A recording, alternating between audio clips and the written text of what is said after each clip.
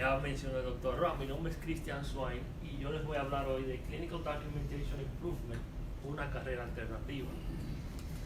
Brevemente sobre mí, ya el doctor Roa dio una buena introducción que me va a recortar algo ahí, pero yo soy egresado de la Pucamaima, de Santiago, en el 2010.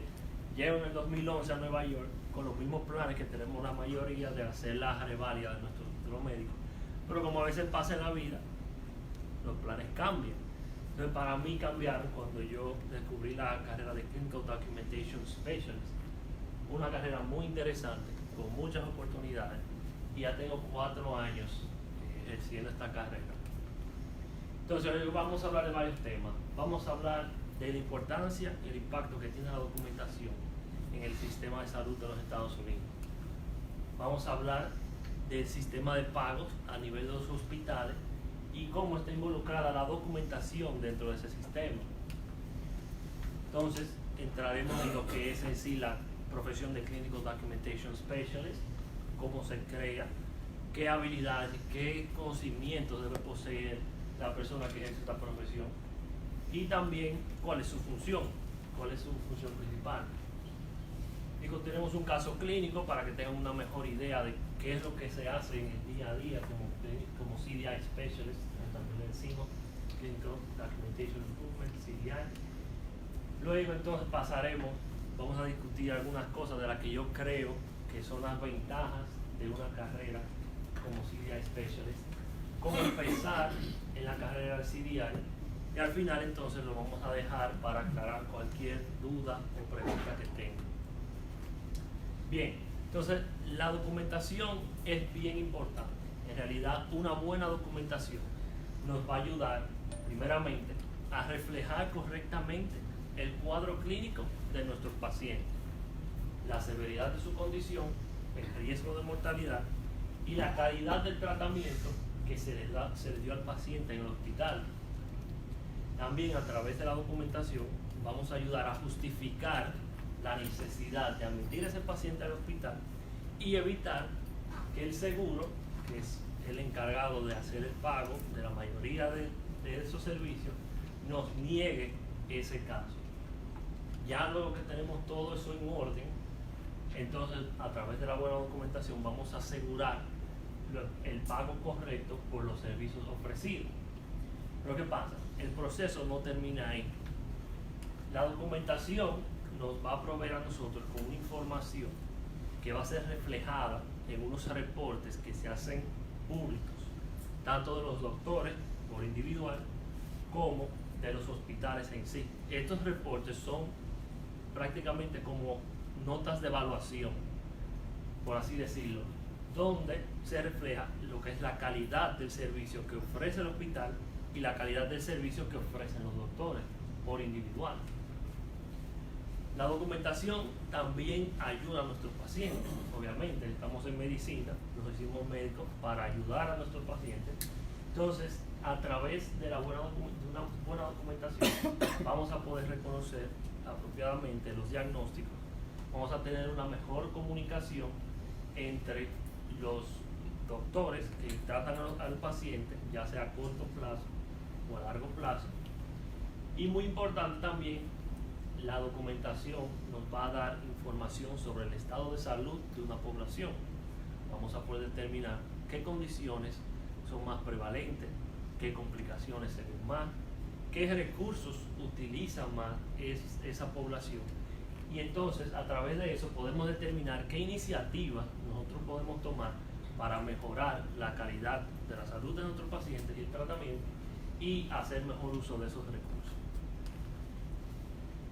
Bien, entonces el Inpatient Prospective Payment System es el sistema de pagos a través de los hospitales creado por los centros de Medicare y Medicaid. Ellos son la autoridad en cuanto a seguros se refiere a nivel nacional, porque ellos son el mayor proveedor.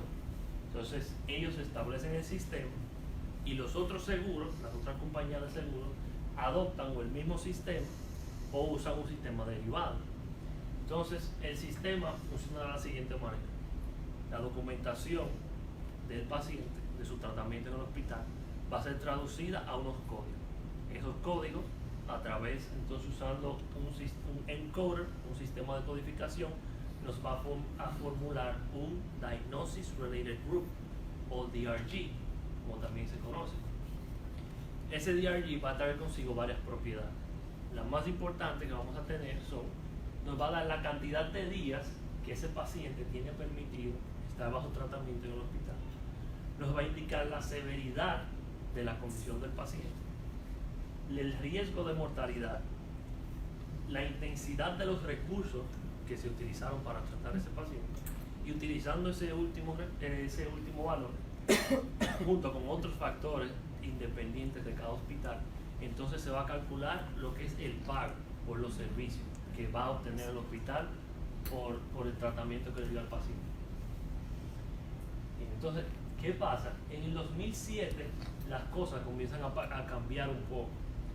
CMS, los centros de Medicare y Medicaid, comienzan a alejarse de lo que se conoce como el sistema de pago por servicio, donde ellos simplemente pagaban por volumen de pacientes, por los servicios que se ofrecían, a un sistema de pay for performance, o pago por calidad, pago por desempeño, donde la documentación comienza a ser mucho más importante, porque a través de esa documentación es que vamos a poder reflejar la severidad de los pacientes y la calidad del tratamiento. Entonces, una de las iniciativas que pone CMS es clasificar ahora el sistema de DRG en un Medicare Severity DRGs. Este sistema, entonces, consta en dividir todas las condiciones, clasificarlas en 3 categorías, dependiendo de la severidad de esa condición. Entonces vamos a tener primero los Major Comorbid Conditions o Complications, mejor conocidos como los MCC, que son las condiciones de más severidad. Luego tenemos los CCs o los Comorbid Conditions, que son las condiciones de menos severidad. Y luego tenemos los Non-Comorbid Conditions o Complications, que son condiciones que el paciente tiene, pero que en realidad no ejercen ningún tipo de severidad sobre su enfermedad actual. Entonces, volviendo a la elaboración del DRG, como ya dijimos, hay varios factores que van a influenciar en su elaboración mientras el paciente se encuentra admitido, que son nuestros diagnósticos, todos los procedimientos que se lleven a cabo mientras el paciente esté admitido, el género del paciente puede ser un factor porque hay condiciones más específicas para hombres y también para mujeres, el estatus del paciente a la hora de ser dado de alta, si el paciente estaba vivo o si falleció durante la admisión, y también en el caso de los recién nacidos, su peso al nacer. Entonces, los diagnósticos los vamos a dividir en 2 categorías. Vamos a tener el diagnóstico principal, que es la condición establecida luego de que el paciente se admite y se hacen todos los exámenes y todos los análisis, como la responsable de ocasionar la admisión del paciente al hospital. Los diagnósticos secundarios son todas aquellas condiciones entonces que el paciente tiene al momento de ser admitido o que se desarrollan luego, que van a influenciar o en su condición, en su tratamiento o en los días que el paciente se mantenga interno en el hospital. Dentro de esta categoría entonces es que incluimos los ya mencionados, los MCCs, los CCs y los non-CCs. Entonces, en cierta forma, en orden para los diagnósticos ser válidos, para nosotros traducirlos a esos códigos y formar parte del DRG, esas condiciones tienen que ser o monitoreadas, o evaluadas, analizadas o tratadas en el hospital, siempre y cuando se utilicen recursos del hospital o de la institución sobre esa condición. Entonces el diagnóstico va a ser válido para codificar. Un ejemplo de esto es un diagnóstico principal de neumonía, el paciente es admitido con ese diagnóstico, y un diagnóstico secundario de hipertensión. La hipertensión es considerado un non-comorbid condition, es una hipertensión crónica. Entonces este paciente va a requerir un tratamiento más o menos simple, antibióticos intravenosos cuando se ha metido en el hospital, placa de pecho, análisis de laboratorio. Y para su hipertensión, entonces el paciente va a tomarse su medicamento oral, probablemente, y se le va a monitorear la presión cada cierto tiempo. Cuando yo llevo esa información a mi encoder, a mi sistema de codificación, entonces yo voy a obtener lo siguiente: DRG 195, simple pneumonia and pleurisy without CC or MCC, y aquí entonces vemos las propiedades que yo les mencioné anteriormente. Este paciente se le permite una estadía de 3 días en el hospital para ser tratado, tiene una severidad de condición de 1, un riesgo de mortalidad de 1, relative weight, que es la intensidad de los recursos que se utilizan para tratar a ese paciente, 0.68, y a raíz de eso se calcula el pago, que serían $6,000. Como nota, el severity of illness y el risk of mortality se clasifican con números del 1 al 4, 1 siendo el más leve y 4 siendo el más severo. Entonces aquí vemos que este paciente tiene un nivel de severidad bien leve. El ejemplo número 2, entonces tenemos el mismo paciente con neumonía, pero ahora con un diagnóstico secundario de Chronic Diastolic CHF, fallo cardíaco crónico, que es considerado ya un comorbid condition. Este paciente entonces va a necesitar un monitoreo más de cerca y tal vez un tratamiento más intenso que el anterior. Por ende, cuando yo refleje eso en mi DRG, voy a obtener un DRG ahora diferente, reflejando ese comorbid condition, y vemos como estos factores, las propiedades aumentan. Ya este paciente se le permite un día más, tiene una severidad de 2, riesgo de 2, los recursos aumentan y aumenta el pago también. Pero lo podemos llevar ahora aún más allá. El mismo paciente con esa neumonía tiene ahora diagnóstico secundario de Acute and Chronic Diastolic CHF, descompensación del fallo cardíaco, que es considerado un Major Comorbid Condition. Tiene cáncer de colon, que es un comorbid condition, y una pancitopenia a raíz de la quimioterapia, después del tratamiento del cáncer. Y ese caso, llevándolo entonces a codificar, voy a obtener un DRG que me refleje, ya que tengo un MCC, que es lo único que se necesita, solamente se necesita uno para reflejar, pero ya que tengo varias condiciones, entonces me aumentan aquí mi severidad, el riesgo de mortalidad, los recursos, y vemos cómo aumenta de nuevo el pago por ese caso. Bien, entonces ya entrando en lo que es la profesión del Clinical Documentation Specialist, yo les voy a hablar brevemente de cómo funcionaba el proceso antes de introducir la profesión en el sistema, o sea, en el proceso de los hospitales. Entonces, cuando los pacientes son admitidos al hospital, la mayoría del personal, o casi todo el personal que está relacionado con el cuidado de ese paciente, tiene que documentar en el récord para llevar constancia de lo que se hizo. Pero no toda la documentación que está en el récord va a ser entonces llevada a código y traducida al DRG, como yo les mencioné anteriormente. La única documentación que nosotros vamos a utilizar para esos propósitos son la de nuestros doctores, ya sean los attendings o los residentes, de los physician assistants y de los nurse practitioners. En realidad, todo personal que esté legalmente autorizado para diagnosticar y tratar a ese paciente. Por ende, la documentación va a provenir de los admission notes, los progress notes, las notas de consulta y los discharge summaries. No podemos obtener información ni de los reportes de radiología, ni de los laboratorios, ni de las notas de las enfermeras, a menos que esa información que esté presente en esos reportes sea validada en estas notas del equipo médico primario, como nosotros nos referimos. Entonces, ya luego que el paciente es dado de alta, ese récord pasa a mano de un coding specialist. Este coding specialist es el que se va a encargar de hacer la traducción a los códigos, elaborar el DRG, hacer un reporte y mandarlo al departamento de cobro para que lo manden eso entonces al seguro. Entonces, ¿qué pasa? Como les mencioné anteriormente, CMS comienza a girar en torno a un sistema de pago por calidad, donde la documentación comienza a ser mucho más importante.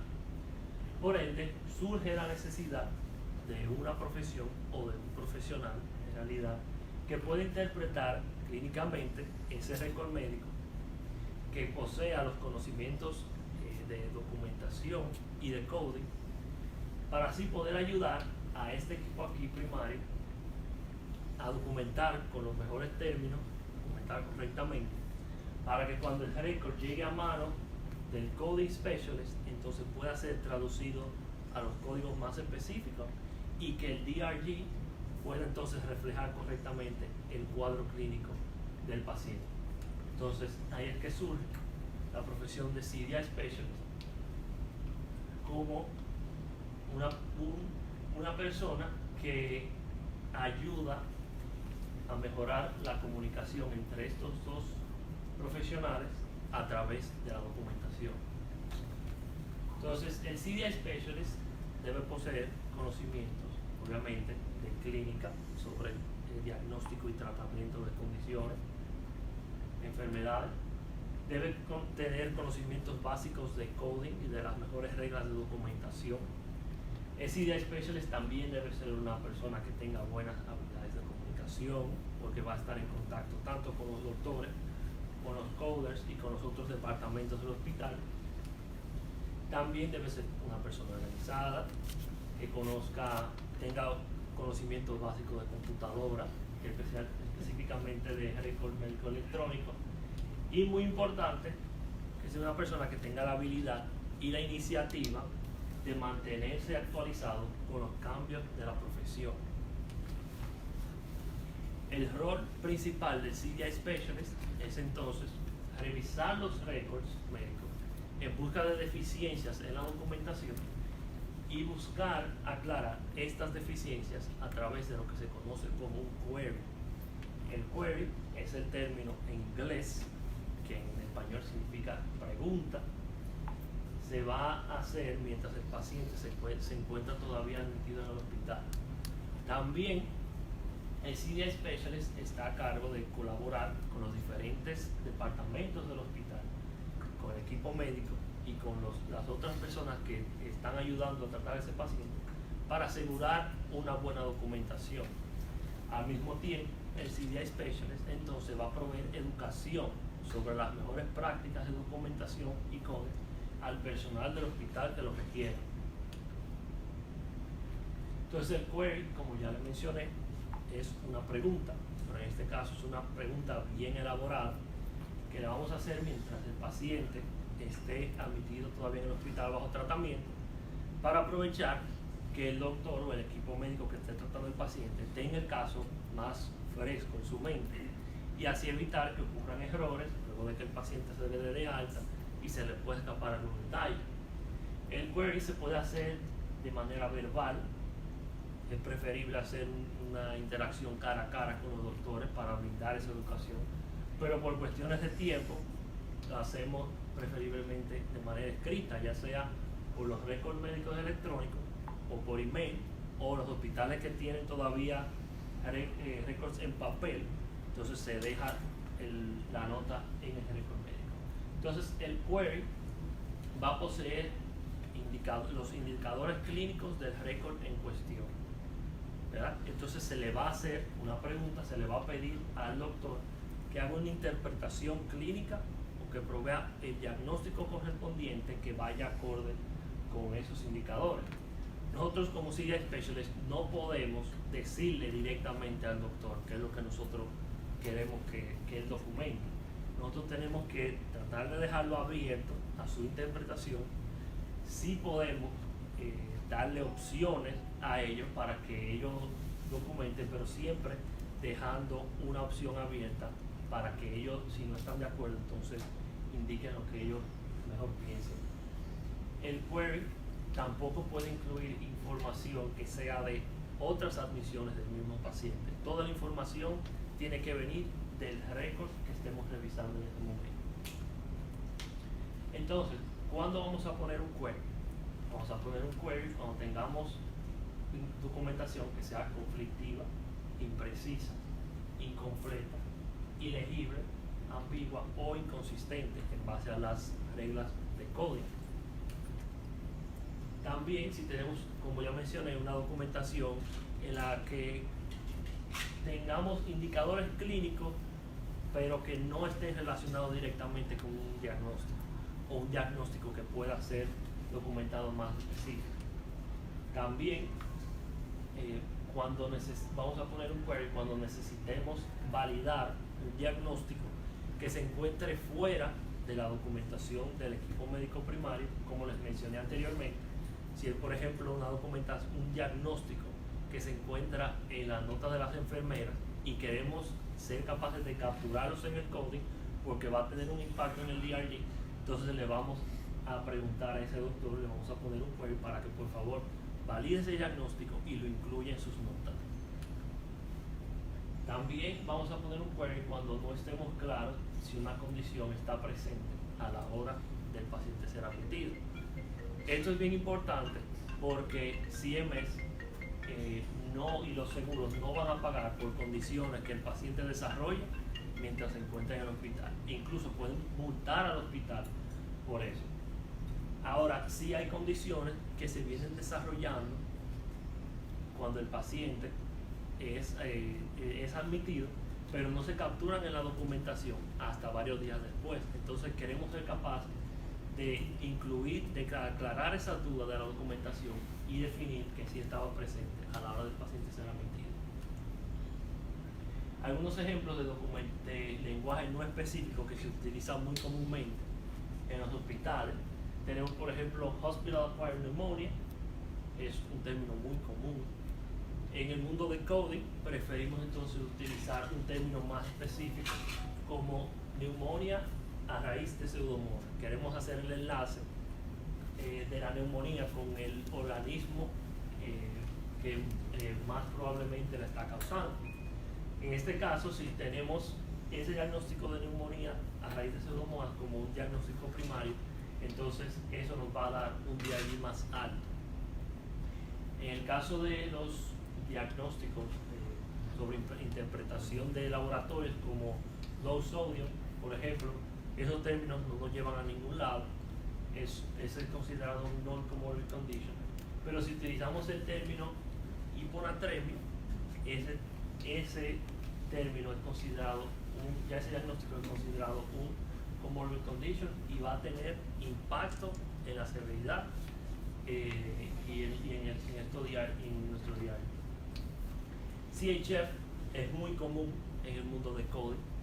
CHF por sí solo no nos lleva a ningún lado, pero si utilizamos, como vimos en los ejemplos anteriores, chronic CHF es un comorbid condition. Siempre queremos especificar si el CHF es agudo o crónico y el tipo, si es sistólico o diastólico.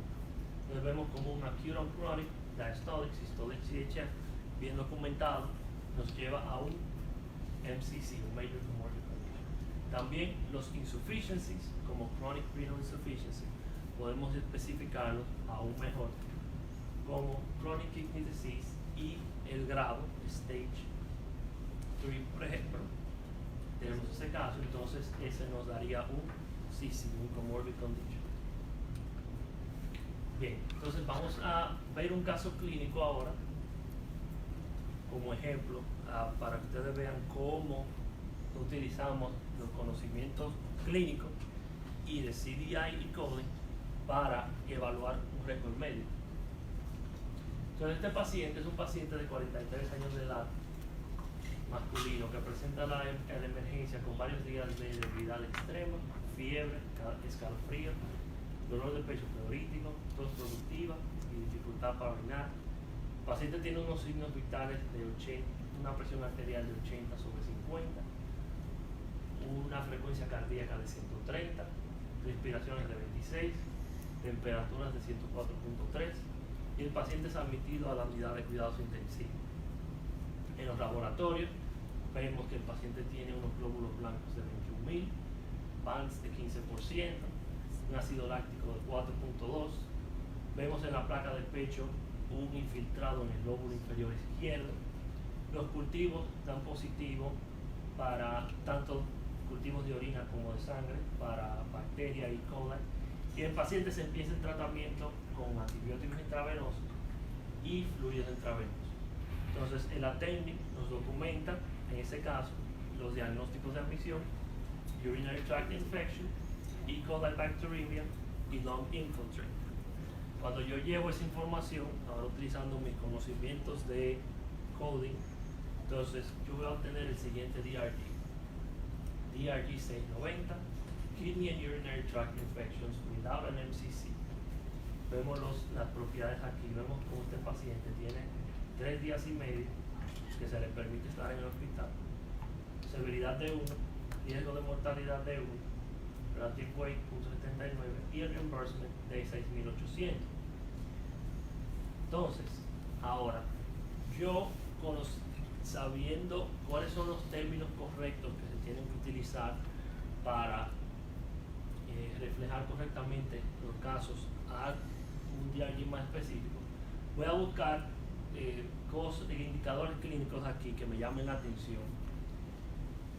Lo primero que me llama la atención aquí es que este paciente tiene dolor de pecho preurítico, tos productiva y un infiltrado en el lóbulo inferior izquierdo.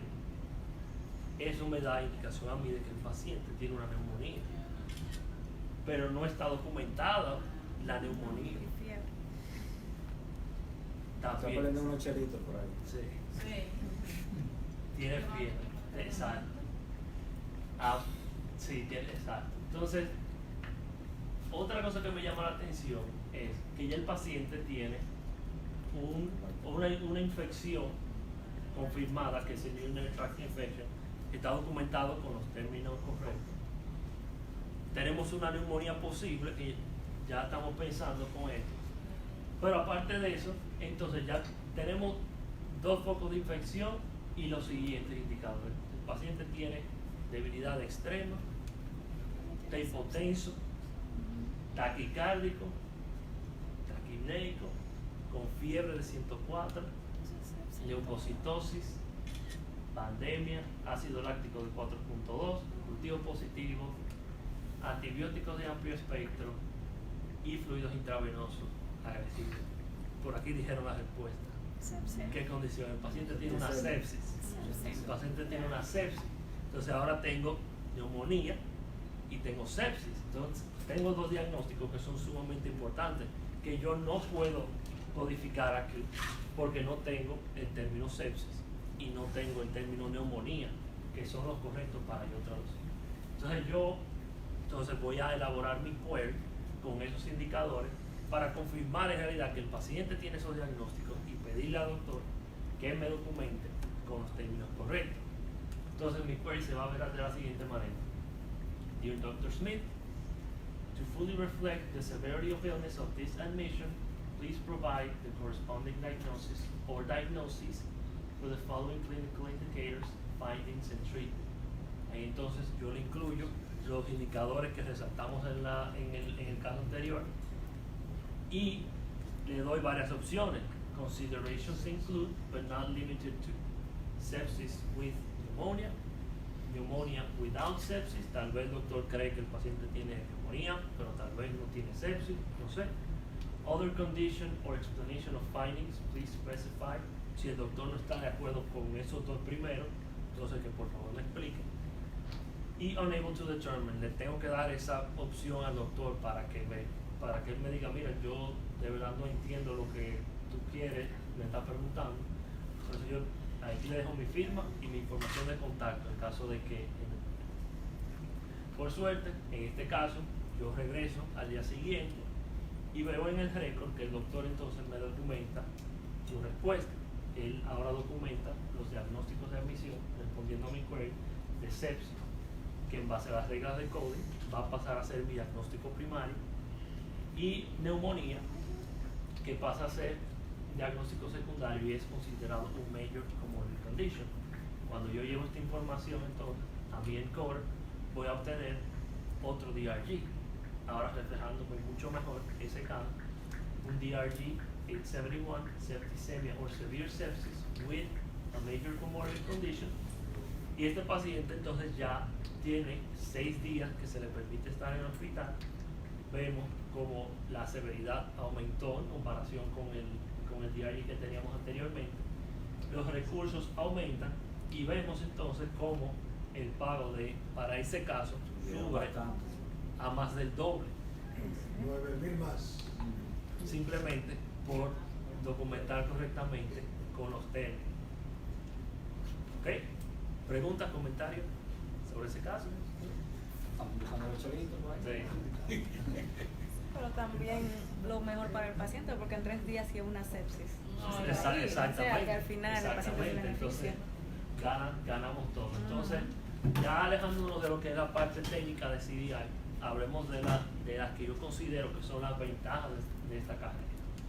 Primeramente, como ya hemos visto, vamos a poder crear un impacto positivo en las instituciones, en las evaluaciones de los doctores y, más importante, en nuestros pacientes, en el tratamiento y en la salud de nuestros pacientes. Como CDI vamos a estar haciendo uso de nuestro conocimiento clínico y de nuestra experiencia, que tanto esfuerzo nos costó. Al mismo tiempo vamos a seguir aprendiendo, no solamente de clínica y de coding, pero de los diferentes también procesos que se llevan a cabo en el hospital y en el sistema de salud.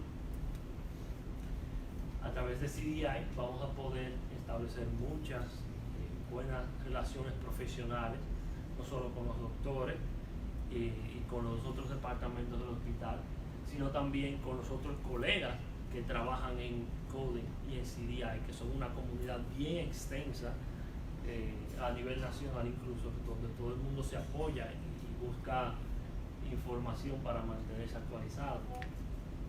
Hay muchas carreras, muchas oportunidades de crecimiento ahora mismo en la carrera de CDI, tanto en los hospitales, empieza como CDI Specialist y puede comenzar a crecer hasta incluso llegar a una posición que esté más cerca de la administración del hospital. También están las compañías privadas que ofrecen servicios de CDI coding a los hospitales, donde también hay mucho crecimiento, hay muchas compañías que se están desarrollando. Y en el nivel outpatient también. Hoy solamente tocamos el lado inpatient. El lado outpatient lleva otro proceso de las clínicas periféricas en prácticas privadas, pero ahí también se ha comenzado a incursionar en CDI en los últimos 2 años y está creciendo bastante. Yo incluso conozco colegas, médicos extranjeros que viven aquí en Nueva York, que comenzaron trabajando en coding outpatient y ya han creado sus propias compañías que ofrecen los servicios de billing y coding a las otras clínicas. CDI tiene un buen salario, un salario competitivo, de eso hablaremos en la siguiente diapositiva. También otra ventaja de CDI es que no se necesita una licencia profesional para ejercer la carrera. Ya son menos y menos las instituciones que requieren una licencia, por ejemplo, de RN, que era lo que se utilizaba en un principio. Ya con el crecimiento de la profesión, entonces, y con la necesidad de profesionales, se han incluido los médicos extranjeros, como nosotros, y algunos profesionales de coding que tienen bastante experiencia, que tienen muchos años de experiencia ya en coding. También otra ventaja es la capacidad de trabajar remotely, o sea, desde la casa o desde donde sea que uno esté. Esto es gracias al avance de los récords médicos electrónicos. Si es un hospital que tiene todavía récords en papel, entonces ahí no se va a poder, pero ya la mayoría sí permiten, por lo menos, tengo entendido, o 1 o 2 días permiten a su personal de CDI trabajar desde la casa, y algunas compañías, como para la que yo trabajo presentemente, es completamente desde la casa, completely remote. El salario de un CDI Specialist, el salario base ha ido aumentando en los últimos años debido al crecimiento que ha tenido la industria. Esto fue una encuesta que se hizo el año pasado, se hace todos los años, a través de la Asociación Nacional de CDI, donde se encuestaron unos 1030 profesionales de CDI en todo el país, y la mayoría indicaron que su sueldo estaba entre unos $70,000 y $79,000 al año. Para los que les gusta verlo en horas, eso serían 35 a 40, me imagino. Pero como se pueden dar cuenta aquí, ya los otros porcentajes que le siguen son más, son los rangos mayores. Y como se pueden dar cuenta por el gráfico completo, está la posibilidad de estar en cualquiera de los rangos. Algunos factores que pueden influenciar su salario, obviamente: la educación, la experiencia, las credenciales, su título, si es, dentro del trabajo, si es specialist o si es director del departamento. Y también puede influir la región. Tengo entendido que aquí en la ciudad, por ejemplo, tal vez pagan un poquito menos que en las afueras, porque aquí hay más gente, pero todo puede variar. En realidad hay muchas variantes, no hay datos específicos para cada rango. Entonces, yo quise incluir esto aquí brevemente. Esto fue un artículo que salió en abril de este año, donde habla del crecimiento que está teniendo ahora mismo la industria de los servicios de CDI y coding. Se calculó que en el año 2018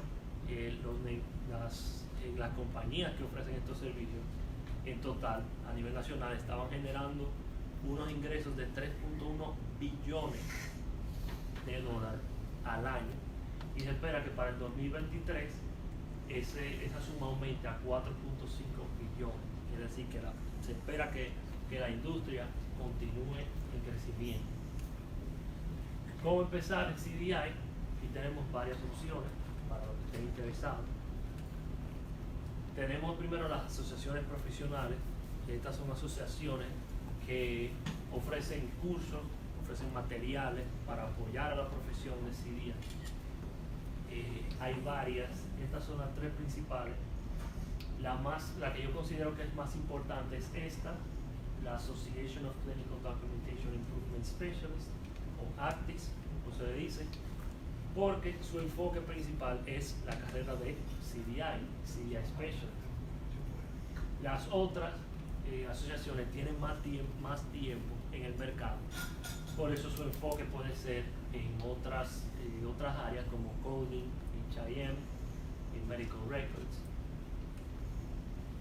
Están los cursos de CDI y coding. Ya nosotros como profesionales médicos poseemos el conocimiento clínico y ahora solamente necesitaríamos involucrarnos más con lo que es el mundo de CDI y coding. Estas son las opciones que yo conozco. Tenemos el curso que están aquí en NYU, New York University. Este fue el curso que yo hice antes de empezar a trabajar en CDI. Es un curso que se da en el campus, se completa en menos de 2 años.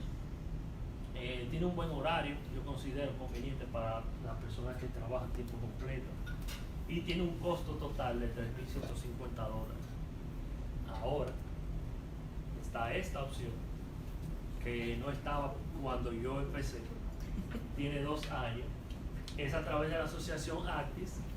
El ACTIS Apprenticeship Program es un curso que es totalmente online, se completa en menos de 60 días.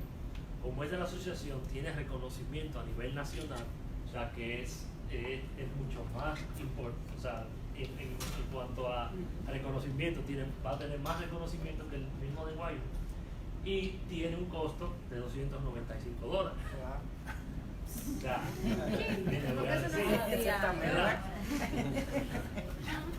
el otro beneficio entonces, obviamente, es que pueden hacer mejor uso de su dinero con este aquí. Comienzan, se pueden utilizar entonces para involucrarse con la asociación, pagar una membresía que cuesta $165 al año, y a través de la membresía entonces obtienen descuentos en los cursos que ellos dan, que son más especializados, y en los otros materiales que ellos ofrecen, que son muy usados por todos los CDI Specialists. Uno de sus recursos más importantes es este librito que está aquí. Es el CDI Pocket Guide, Este librito es la mano derecha de todo CDI Specialist. Ellos lo venden, sale todos los años una versión nueva con todas las actualizaciones que ellos de los indicadores clínicos y las reglas de coding. Tiene un precio como de $165 también. Y yo les recomiendo también que a los que estén interesados que obtengan este. Yo traje esta versión de 2017 que era mía y la de 2018. Están interesados, la pueden llevar. Pero les recomiendo que obtengan siempre la que sale todos los años, la actualizada, que sale usualmente en noviembre de todos los años. Las certificaciones de CDI de la profesión, tenemos el CCDS, que es el Certified Clinical Documentation Specialist, que la ofrece la asociación ACTIS, el CDIP, que es el Certified Documentation Improvement Practitioner de AHIMA, y el Certified Coding Specialist, que es también de la asociación AHIMA. Todas las certificaciones requieren por lo menos 2 años de experiencia para poder sentarse y tomar el examen. Estas dos certificaciones aquí, el CCDS y el CDIP, son prácticamente las mismas. Lo único que varía es la asociación, el preparamiento es el mismo.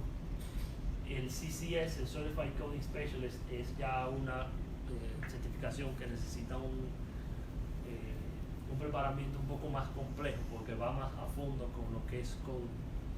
Entonces, las certificaciones andan en un precio entre $200 y $300, dependiendo de si son miembros de la asociación o no. Y también, cuando toman el examen y lo pasan, para revalidar eso, es cada 2 años, pero es a través de créditos de educación continua. Networking, lo voy a mencionar aquí, es muy importante para empezar, no solo en CDI, yo diría que en cualquier carrera y para avanzar. Algunas opciones que tenemos específicamente para la profesión de CDI a través de la asociación de ACTIS. Tenemos los online forums que están a través de su página de internet, que pueden interactuar mucho con los otros profesionales, hacerles preguntas. Están también los local chapters, que son reuniones presenciales que se hacen ya en la mayoría de los estados. Tengo entendido que aquí en Nueva York hay 4. Hay uno en Long Island, hay uno aquí en el área triestatal y hay 2 upstate. Si quieren más información pueden ir al website de ACTIS y ven dónde es que se reúnen y se comunican con los organizadores para que entonces les avisen cuándo son las reuniones. Las reuniones son completamente gratis, no hay ningún costo. Es una buena opción porque se reúnen diferentes profesionales de los hospitales de aquí que trabajan en el área y discuten casos, se intercambian ideas y comparan los procesos de cada hospital. De verdad que se aprende mucho. También está la conferencia anual de ACTIS, de la asociación. Se hace en una ciudad diferente todos los años. Yo estuve por allá este año en mayo, fue en Orlando. Tengo entendido que se registraron unos 1.700 profesionales de todo el país, mucha gente fue, y es una buena opción también para hacer networking, para aprender. Son 3 días, muchas conferencias, se intercambian mucha información y se obtienen muchas ideas que uno puede implementar. LinkedIn, yo lo quise incluir aquí, es una herramienta muy útil que me ha ayudado a mí avanzar, primero a comenzar en CDI y avanzar en mi carrera. Es una manera gratis y fácil de hacer conexiones. Yo les recomiendo que si no tienen un perfil en LinkedIn, que lo creen, no tiene que ser algo muy complicado, y que conecten a través de ahí con las asociaciones, con los hospitales y con los profesionales que estén en su red, para así entonces mantenerse al tanto de las actividades y de todas las posiciones que estén disponibles. Como les dije, mi primera posición de CDI yo la conseguí gracias a LinkedIn, y la compañía para la que trabajo actualmente también la obtuve gracias a conexiones que hice a través de ahí, cosa que dudo mucho que hubiera podido conseguir a través, por ejemplo, de Monster o de Indie, utilizando esa página. También quise incluir aquí Working on Your Communication Skills. Nosotros como médicos extranjeros siempre debemos continuar trabajando en nuestras habilidades de comunicación, mejorando el inglés, que no solamente nos va a ser útil para hacer conexiones, sino para avanzar en nuestra carrera. Una de las opciones que yo recomiendo a los que estén interesados son los grupos Toastmasters, que es una asociación sin fines de lucro en la que sus profesionales mejoran su habilidad de presentación y de comunicación y liderazgo también. Es muy completo. Bien, ya para finalizar, yo quise incluirle aquí estos recursos. Hace un tiempo yo tuve la oportunidad de participar en unos podcasts invitado, hablando más de mi experiencia como médico extranjero en el campo de CDI. Este podcast aquí se llama Not Elsewhere Classified, es de la industria de CDI y coding, y todos los episodios diferentes son entrevistas que se le hacen a profesionales que tienen varios años ya de experiencia en esa industria. Este aquí, Physician Non-Clinical Careers, como lo dice su nombre, cada episodio son doctores que han hecho transición de práctica clínica a una profesión no clínica dentro de la medicina. Yo los invito a que no solamente a que escuchen mis episodios, pero a que se suscriban a esos podcasts, porque la verdad es que se comparte mucha información útil que uno puede utilizar, cosas que uno tal vez ni sabía que uno tal vez podía ejercer o que uno podía trabajar, y todos estos profesionales dan muchas buenas ideas de que uno puede aplicar a su vida profesional también. Si necesitan alguna ayuda, si tienen preguntas después del día de hoy, pueden conectarse conmigo a través de LinkedIn, también mi email, más que encantado para ayudarlo. Para toda la información que compartimos hoy está en el internet, pero aquí están todos los links. Si quieren, lo que estén interesados, yo se lo puedo hacer llegar por email, o tal vez lo podemos compartir por la página de Facebook. No sé si se puede. Y ya con eso yo finalizo mi presentación, agradeciéndole su atención el día de hoy. Gracias.